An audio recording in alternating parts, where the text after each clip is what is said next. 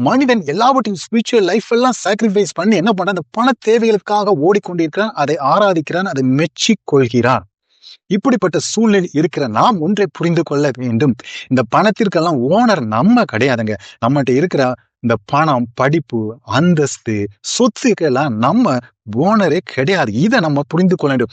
உலகம் சொல்லலாம், நீ இந்த வீட்டுக்கு ஓனரு, இந்த காருக்கு ஓனரு, இந்த சொத்துக்கு ஓனர், உரிமையாளர்னு சொல்லலாம். ஆனா பைபிள் என்னங்க சொல்லுது? அதை புரிஞ்சுக்கணும். நாம இந்த உலகத்தில் உள்ள நம்மை சார்ந்து இருக்கிற எந்த ஒரு பொருளுக்கும் நாம் உரிமையாளர் அல்ல.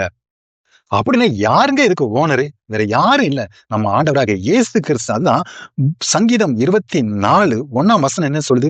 பூமியும் அதன் நிறைவும் உலகமும் அதில் உள்ள குடிகளும் கர்த்தருடையது.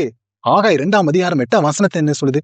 வெள்ளியும் என்னுடையது, பொன்னும் என்னுடையது என்று சேனையின் கர்த்தர் சொல்லுகிறார். இது மட்டுமல்ல, ஆதியாகமத்துல பாத்தீங்கன்னா படைப்பு, இந்த உலகத்தில் இருக்கிற எல்லா படைப்புகளும் தேவன் உருவாக்கியது. அல்டிமேட் ஓனர் யாருன்னு பாத்தீங்கன்னா நம்முடைய தேவன் தாங்க. இந்த உலகத்தில் இருக்கிற ஒவ்வொரு படைப்புகளுக்கும், கிரியேஷனுக்கும், அது மனிதர் படைத்தாலும் சரி, அதற்கெல்லாம் அல்டிமேட் ஓனர் யாருன்னு பாத்தீங்கன்னா நம்முடைய தேவன்.